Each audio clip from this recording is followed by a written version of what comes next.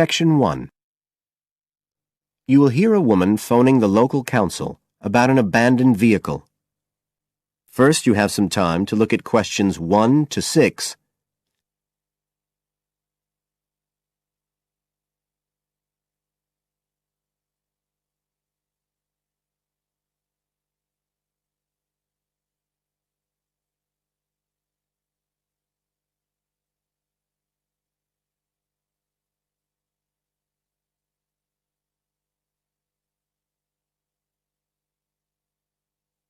You will see that there is an example which has been done for you.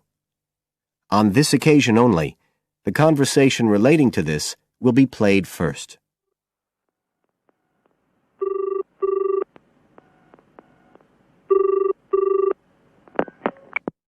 Environmental Health Department, Paul speaking.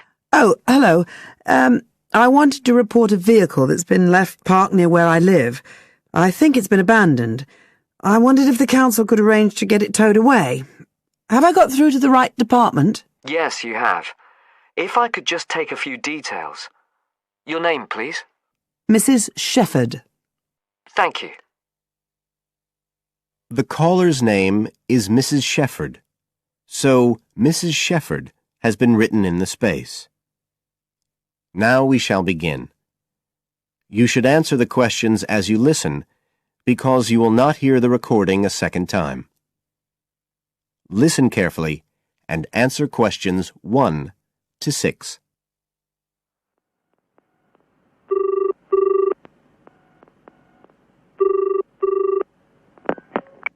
Environmental Health Department, Paul speaking. Oh, hello. I wanted to report a vehicle that's been left parked near where I live. I think it's been abandoned. I wondered if the council could arrange to get it towed away. Have I got through to the right department? Yes, you have. If I could just take a few details. Your name, please? Mrs. Shepherd. Thank you. It's not my vehicle, though. I just thought someone ought to report it. No, that's fine. What I need to do is take some details first, then we can decide what to do about the problem. Oh, I see. So the next thing I need to know is your address. Right, it's 41 Lower Green Street, Yes? Barrowdale. And the postcode's WH4 5JP. Fine. And if I could just ask for a telephone number. It's 01778 552387. I'm out quite a lot, but you can just leave a message on the answer phone if you need to. Or I could give you my mobile number. That's all right, don't worry. Now, could you tell me a little more about this vehicle? You say it's been abandoned. Well, it certainly looks like it. Can you give me an idea of where it is? Yes, it's near the main road that goes through Barrowdale. Is that the A69? Yes, that's right. Now, there's the primary school just towards the end of the village, and then next to that, next to the children's playground, there's a field, and it's in there. Oh. I wonder how it got in there. Well, there's a gate to allow farm machinery in and out. I thought something ought to be done about it. The children from the school might start playing in the vehicle and lock themselves in or something. Yes, you were quite right to report it. And what type of vehicle are we talking about here? It's a van, actually. You know, the sort with just a couple of little windows at the back. Right. You don't happen to know the make and model, do you? Oh, yes. I went and had a look and got all the details. I thought you might need them. I'm surprised the school hasn't contacted you about it. Anyway, I wrote the details down. Right. It's a Catala, and the model's a Flyer 2000. Is that Flyer? That's right. Very good. And the colour? Well, it's not all that easy to see because it's absolutely filthy. And actually, it looks as if it's had a paint job at some stage. It's blue, but you can just see white underneath where it's been scratched. Right. Well, I'll just make a note of the present colour, and if you could just tell me the vehicle number. Did you make a note of that? Oh, yes. It's S322GEC. Okay. Before you hear the rest of the conversation, you have some time to look at questions 7 to 10.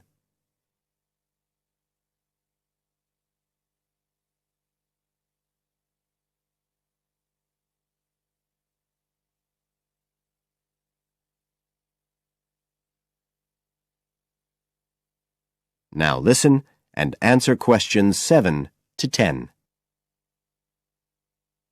And it sounds as if the general condition of the vehicle isn't too good, from what you say. No, it's pretty poor. It wouldn't be drivable. It's got a flat tire and there's a crack in the windscreen. I reckon someone just wanted to get rid of it. That's usually the way. It's been there for nearly a week. No, it must be 8 days. I remember it was a Sunday morning when I noticed it. It wasn't there the day before. I walk past it most days on the way to the shops. I'd have thought the school would have reported it. Does the field actually belong to the school? No, it's part of Hill Farm Estate. Right. I'll just make a note of that. And I don't suppose you have any information about who might own the vehicle? No, I've no idea. So what will you do now?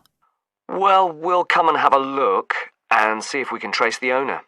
And if we can't, the vehicle will be removed as rapidly as the law permits. It could be anything up to 20 days. One thing I should say, I'm quite sure this doesn't belong to anyone round here. I'd definitely recognise it if it was from someone who lived here. So you don't think it was anyone local? Right. I'd say at a guess we're looking at a stolen vehicle here. I did wonder if it might have been. You hear such a lot about car thieves nowadays. Well, we certainly will be looking into that possibility. Anyway, thank you for contacting us, Mrs. Shefford, and we'll keep you informed of what happens. Right. Thank you very much. Goodbye. Goodbye. That is the end of Section 1. You now have half a minute to check your answers.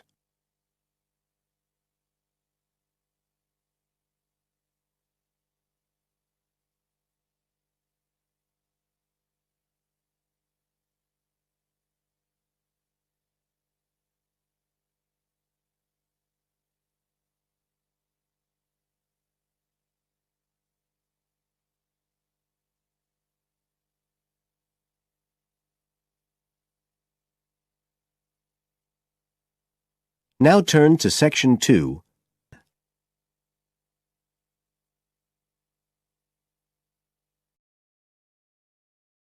Section 2. You will hear a tour guide talking to a group of tourists who are visiting a historic town on the east coast of the USA. First, you have some time to look at questions 11 to 17.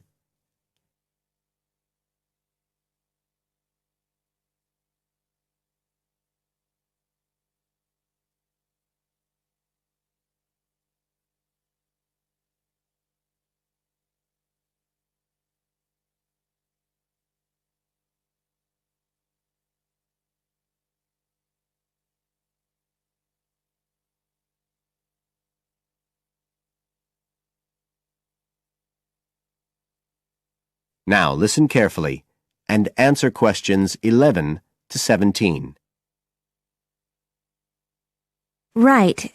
So here we are in Fairhaven, and we have a couple of hours to spend in this historic center before we carry on to our motel.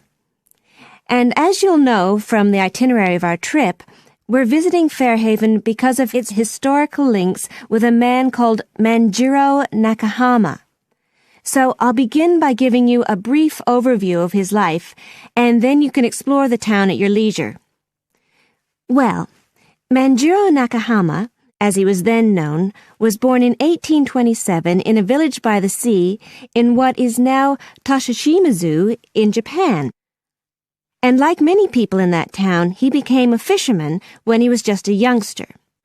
One day in 1841, when he was just 14 years old, he and some others were fishing far off the coast of Japan when they were caught in a storm and shipwrecked on a small deserted island. They had to wait for 6 months before they were rescued by an American whale ship that had stopped at the island by chance. 4 of the 5 Japanese were put ashore in Hawaii, but Manjiro had become friends with a captain, William Whitfield, who came from the town of Fairhaven, where we are now, and he chose to remain aboard and to return with the boat to the USA. So Manjiro unwittingly became the first Japanese ever to set foot on American soil. He came back right here to Fairhaven with Whitfield and stayed with the Whitfield family, who paid for his education here in the town. He studied mathematics and geography, as well as shipbuilding and navigation. But he missed his mother and his own country, and eventually he went back to Japan, where he had a responsible position as a university teacher and also served an invaluable role as interpreter during the initiation of relations between Japan and the United States in the middle of the 19th century. But the most interesting thing is that the links between Toshishimizu and Fairhaven have remained and grown stronger over the years, in spite of the distance between them. And in fact, the two places now have the official status of sister cities. Both places are ports, so in fact the inhabitants have a lot in common. There have been a number of visits by the inhabitants of Toshishimizu, in particular at the time of the festival, which is held every 2 years here in Fairhaven to celebrate the life and achievements of John Manjiro. It takes place in the fall, and there's an ever-growing program including drumming, singing, martial arts, and stalls selling Japanese and American food. So if you're going to be in the region around then, it's really worth a visit. Before you hear the rest of the talk, you have some time to look at questions 18 to 20.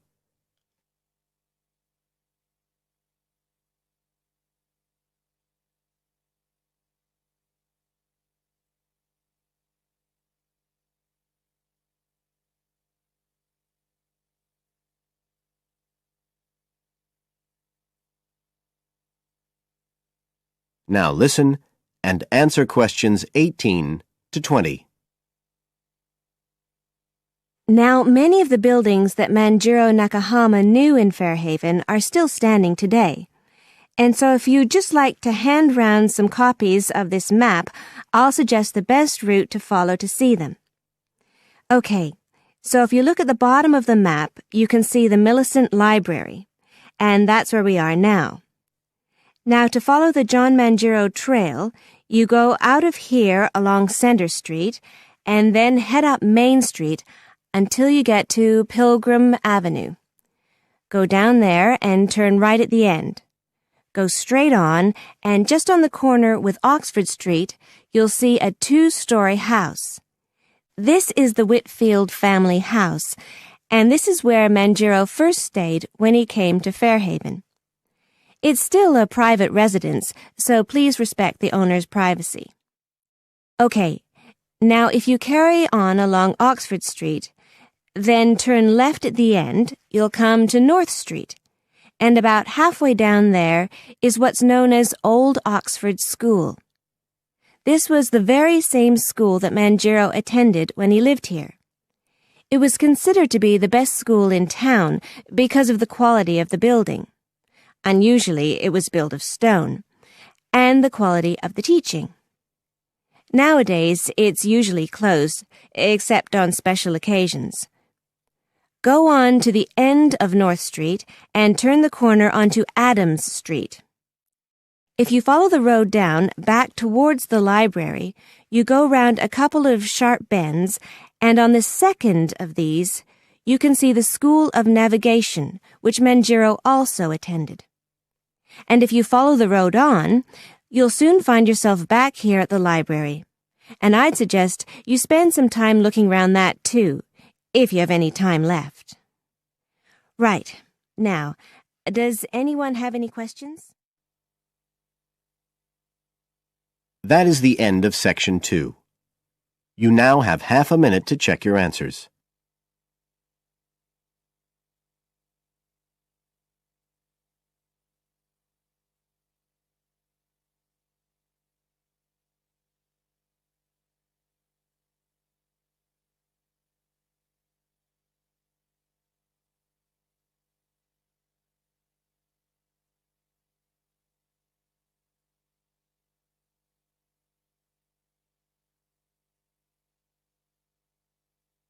Now turn to Section 3.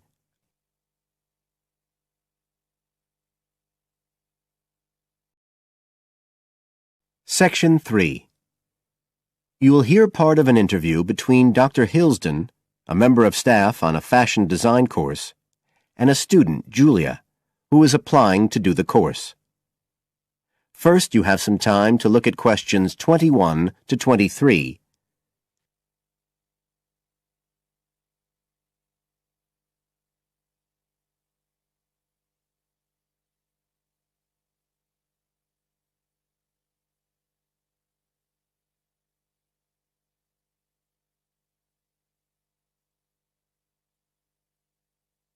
Now listen carefully and answer questions 21 to 23.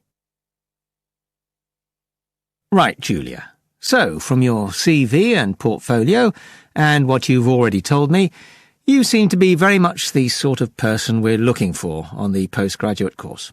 So tell me, you finished your fashion design course in London 4 years ago. Did you think of carrying straight on and doing a higher degree at the time?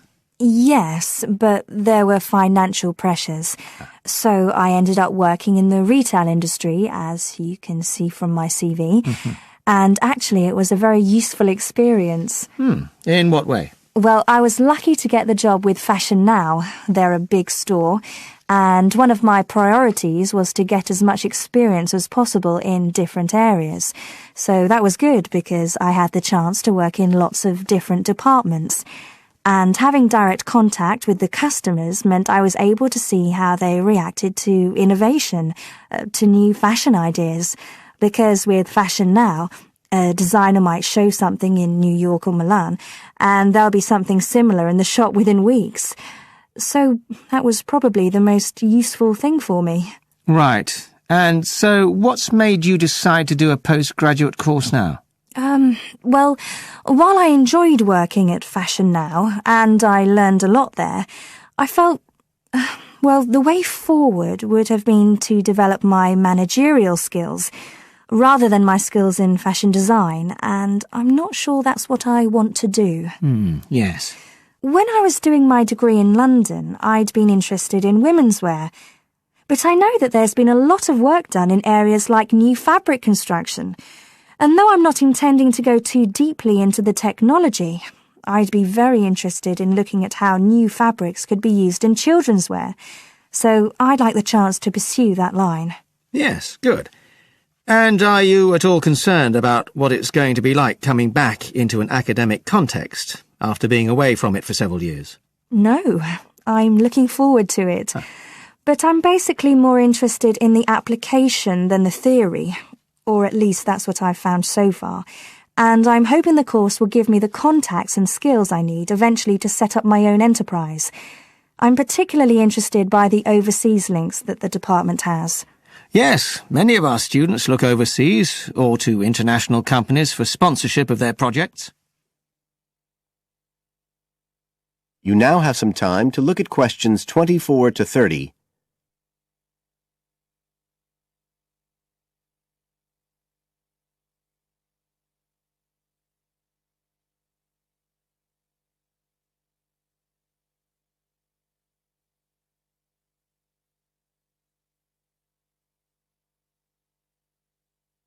Now listen and answer questions 24 to 30. And the facilities here look excellent.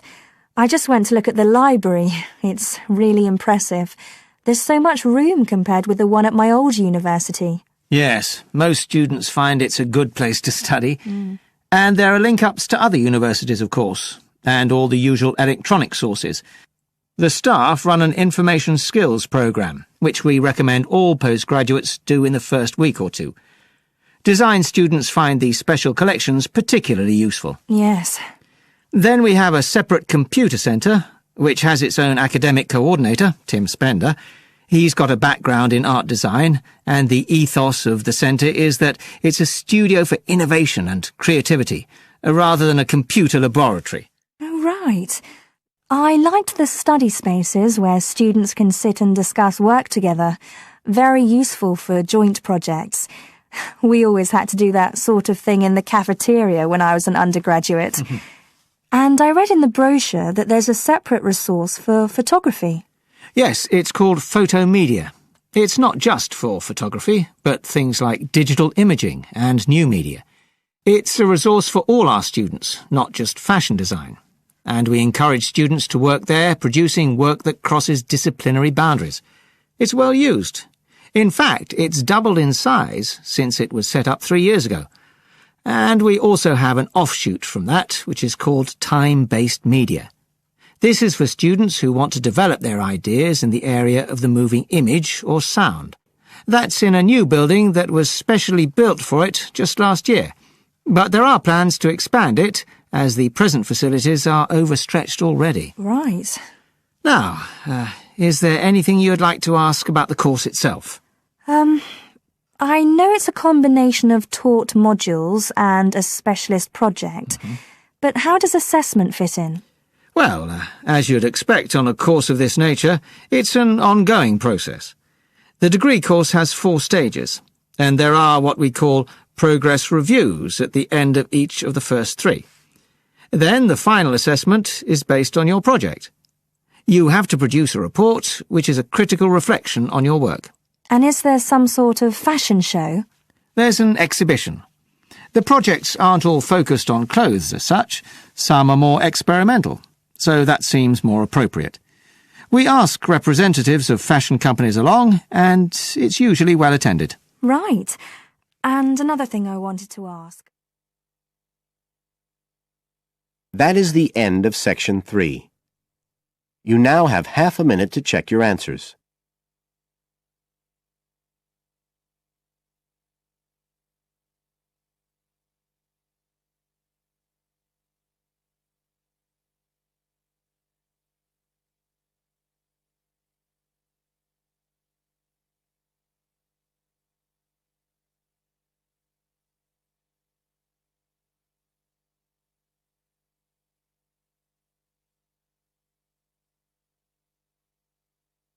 Now turn to Section 4.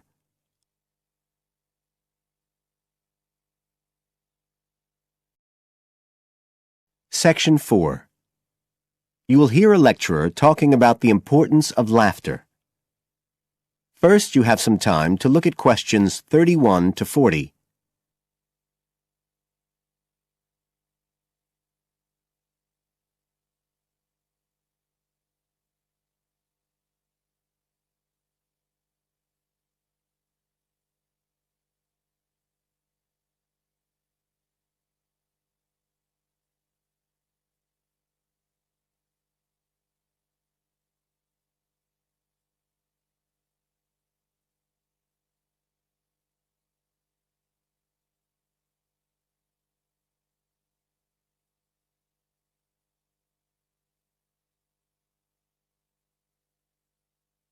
Now listen carefully and answer questions 31 to 40.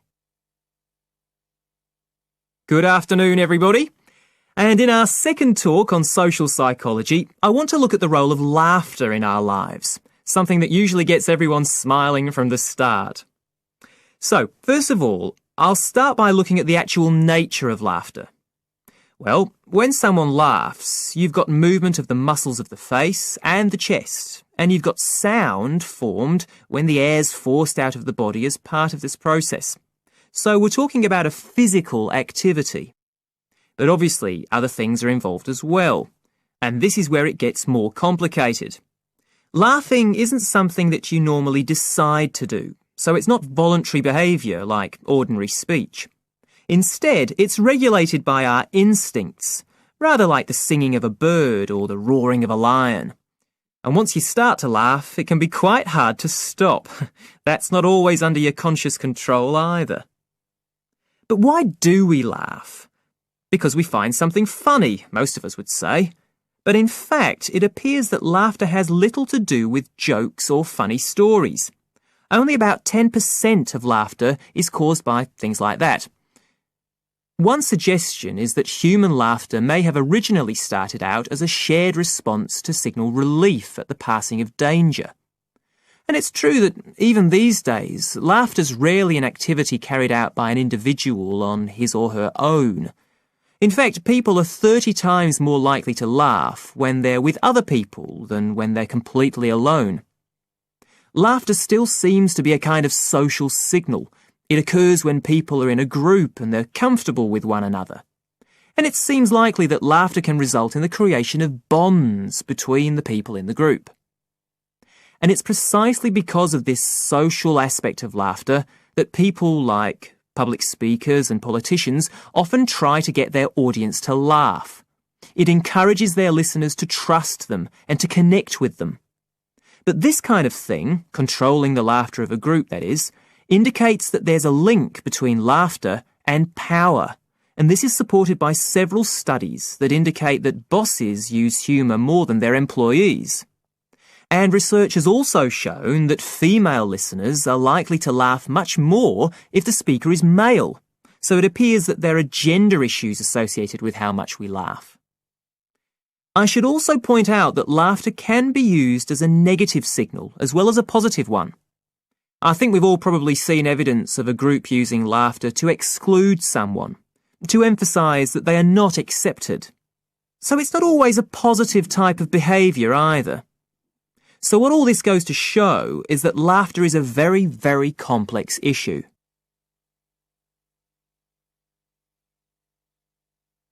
It does appear, however, that laughter has definite benefits.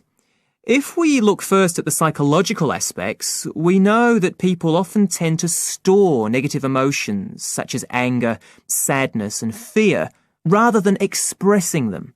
And it seems that laughter provides a harmless way for the release of these emotions. But there are also clear physical effects that have been monitored too. For example, laughter is good aerobic exercise. It speeds up heart rate and respiration and raises blood pressure. One researcher suggests that 100 laughs a day is the equivalent of 10 minutes jogging. Laughter also helps prevent the stress that so many people suffer from today, which results from the faster pace of life and all that goes with it. It does this by reducing the levels of hormones in the blood which are caused by stress. And in addition, it is known to increase the levels of chemicals that protect the body from infection or pain, and so it helps to boost the immune system. One interesting study showed that people who had had surgical operations asked for fewer painkillers if they'd been viewing comic films. In fact, research has even shown that the quality of dreams can be positively affected by laughter. A good laugh 10 minutes before going to sleep can prevent you from having bad dreams and give a much more pleasant and restorative night's sleep. So there's now little argument that finding things funny and enjoying a good laugh is extremely beneficial to us all. What we need to consider now are the ways in which laughter can be used as a treatment for people who... That is the end of Section 4. You now have half a minute to check your answers.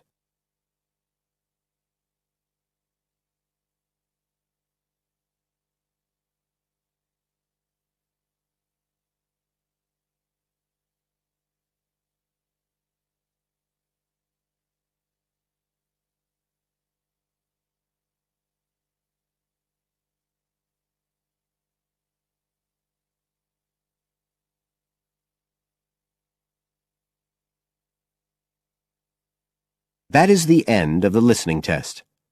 You now have 10 minutes to transfer your answers to the separate answer sheet.